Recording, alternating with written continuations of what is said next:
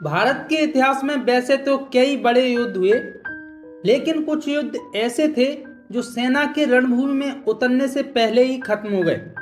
ऐसी ही एक भिड़ंत थी छत्रपति शिवाजी महाराज और अफजल खान के बीच। अफजल खान समझ चुका था कि छत्रपति शिवाजी महाराज को युद्ध में हराना नामुमकिन है, इसलिए वो छल से छत्रपति शिवाजी महाराज को मारना चाहता था। लेकिन किस प्रकार शिवाजी महाराज ने अपना बचाव करते हुए अफजल खान का पेट चीरते हुए उसकी आंतें बाहर निकाल दी थी। तो आज की वीडियो में हम इसी घटनाक्रम के बारे में विस्तार से जानेंगे, तो वीडियो को आखिर तक जरूर देखें। और अगर आपने अभी तक हमारे चैनल को सब्सक्राइब नहीं किया है तो चैनल को सब्सक्राइब जरूर करें। तो बात है 1659 ईस्वी की, जब बीजापुर की आदिल शाही का दरबार लगा हुआ था। बीजापुर के शासक थे अली आदिल शाह द्वितीय, लेकिन जो सत्ता की बागडोर थी वो बड़ी साहिबा के हाथों में थी। बड़ी साहिबा जो अली आदिल शाह की दादी थी। तो बीजापुर की आदिल शाही का जो दरबार लगा था, उसका मुख्य उद्देश्य था कि जैसे भी हो छल से, कपट से या बल से छत्रपति शिवाजी महाराज को बंदी बनाकर ले आओ।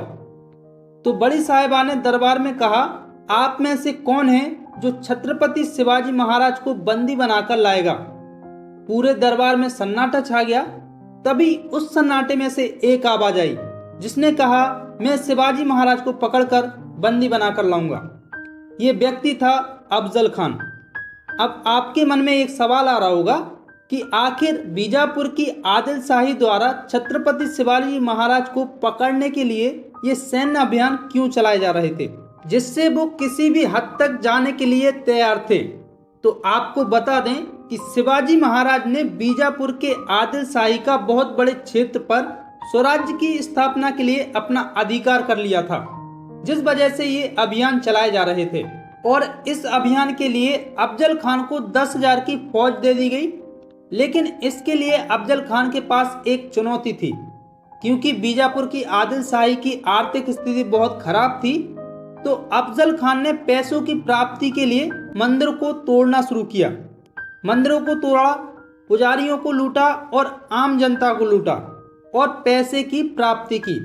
और ऐसा करने का मुख्य कारण था शिवाजी महाराज को भयभीत करना और उनकी सेना को भयभीत करना। लेकिन वो भयभीत नहीं हुए और उन्होंने अपनी रणनीति के तहत पुणे के स्थान पर जावली के जंगलों को चुना और वहां पर प्रतापगढ़ को अपना केंद्र बनाया। जहां अफजल खान को युद्ध करना इतना आसान नहीं था, ये बात अफजल खान भी समझ चुका था कि वहां पर जंगलों में जाकर आमने सामने की लड़ाई तो नहीं लड़ी जा सकती। तो अफजल खान ने छल से काम लिया। अफजल खान द्वारा कृष्णाजी भास्कर को दूत बनाकर शिवाजी महाराज के पास भेजा गया।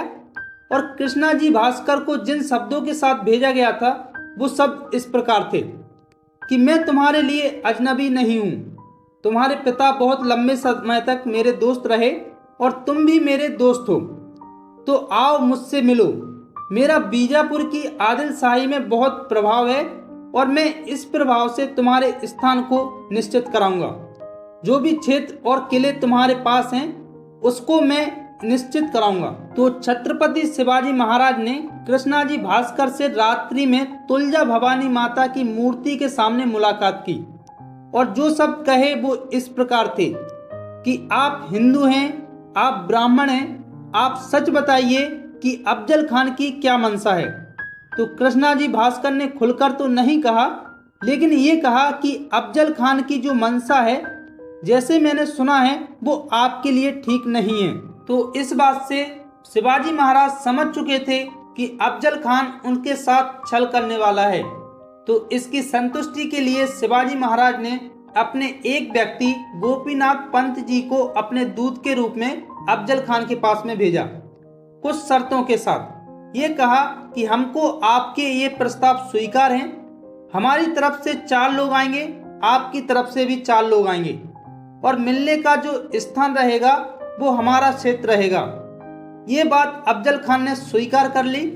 उसके बाद गोपीनाथ पंत जी द्वारा अफजल खान की सेना को घूस देकर ये पता लगाया गया आखिर अफजल खान की क्या मंशा है, जिससे पता चला जब बातचीत होगी उसी दौरान शिवाजी महाराज को बंदी बना लिया जाएगा इस बात से शिवाजी महाराज समझ चुके थे कि उनके साथ क्या होने वाला है। फिर भी शिवाजी महाराज ने मुलाकात के लिए तैयारियां करवाई। वहीं एक चोटी पर कैंप लगाया गया और जब वहां अफजल खान आए तो अपने 1000 सैनिकों के साथ में आए तो गोपीनाथ पंत जी ने उन्हें रोका। आप ये क्या कर रहे हैं? शर्तें थी, शर्तों में तय हुआ था कि आपकी तरफ से भी 4 लोग आएंगे, हमारी तरफ से भी 4 लोग आएंगे। आप तो 1000 सैनिकों को लेकर आ रहे हैं। अगर शिवाजी महाराज को पता लग गया तो वह भयभीत हो जाएंगे, डर जाएंगे और मुलाकात ही नहीं हो पाएगी। तो ये केवल बोलने का तरीका था जो अफजल खान भी नहीं समझ पाया। उनको वापस भेज दिया और 4 लोगों को रखा। एक तो खुद अफजल खान, उसके अतिरिक्त सैयद बंडा, कृष्णाजी भास्कर और एक व्यक्ति और। छत्रपति शिवाजी महाराज की तरफ से भी 4 व्यक्ति थे। एक तो वो स्वयं थे, एक गोपीनाथ जी पंत थे, इसके अतिरिक्त जीवा महला और संभाजी काऊजी थे। अफजल खान टेंट में जाके बैठ गया। शिवाजी महाराज ने आने से पहले अपनी माता जीजाबाई के पैर छुए, आशीर्वाद लिया। आने से पहले उन्होंने अपने वस्त्र के नीचे लोहे का कवच पहना, आगे भी पीछे भी, और अपनी पगड़ी के नीचे लोहे की एक कैप पहनी। और जब वो टेंट के अंदर गए तो उनका सामना विशालकाय शरीर वाले अफजल खान से हुआ। अफजल खान का शरीर इतना विशालकाय था कि छत्रपति शिवाजी महाराज उनके कंधे तक ही आते थे। वो दोनों एक दूसरे के आमने सामने थे। अफजल खान की एक ओर कटार बंधी हुई थी और एक ओर तलवार, लेकिन शिवाजी महाराज के पास सीधे देखने पर कोई हथियार नजर नहीं आता था। लेकिन उन्होंने अपनी रक्षा के लिए उल्टे हाथ में बागनक पहना हुआ था जो मुट्ठी बंद में दिखाई नहीं दे रहा था। इसके अलावा सीधे हाथ पर उन्होंने एक कटार छुपाई हुई थी। और जब दोनों एक दूसरे के पास गए, अफजल खान ने गले मिलने के लिए अपनी बाहें फैलाईं और शिवाजी महाराज को गले लगाया और गले लगाने के बाद कस के पकड़ लिया। उल्टे हाथ से गर्दन को दबा लिया और ये पकड़ इतनी मजबूत थी कि शिवाजी महाराज अपने आप को हिला नहीं पा रहे थे। और सीधे हाथ से कटार निकाली और शिवाजी महाराज पर वार किया, लेकिन लोहे के कवच के कारण कटार शिवाजी महाराज के शरीर को नहीं छू पाई। इतने में शिवाजी महाराज ने अपना बचाव करते हुए अपने उल्टे हाथ में पहने बागनक से अफजल खान का पेट चीरकर आंतों को बाहर निकाल दिया और अपने सीधे हाथ से कटार निकालकर अफजल खान के पेट में कटार मारी और अफजल खान जमीन पर गिरकर चिल्लाने लगा। तभी दोनों ओर के जो लोग थे वो भागकर अंदर आए। सैयद बंडा द्वारा शिवाजी महाराज के ऊपर तलवार से 2 प्रहार किए गए। उनकी पगड़ी कट चुकी थी, लेकिन जो लोहे की कैप पहनी हुई थी उससे उनका बचाव हो गया। तुरंत लपक कर जीवा महिला ने सैयद बंडा का सीधा हाथ काट दिया और अगले बार में सैयद बंडा की गर्दन धड़ से अलग कर दी। अफजल खान जो जमीन पर पड़ा हुआ था, पालकी वाले लोग आए।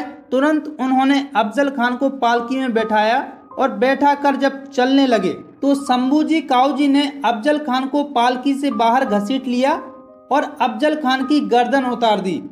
और उसके बाद तोप से ये संकेत दिया गया, जो छत्रपति शिवाजी की सेना जंगलों में तैनात थी नेताजी पालकर के नेतृत्व में और इसके अलावा मोरोपंत निरंबक पिंगले के नेतृत्व में। उन्हें संकेत मिलते ही वो बीजापुर की सेना पर टूट पड़े और 3000 सैनिकों का संहार किया गया और बाकी जो सैनिक थे उन्होंने आत्मसमर्पण कर दिया था।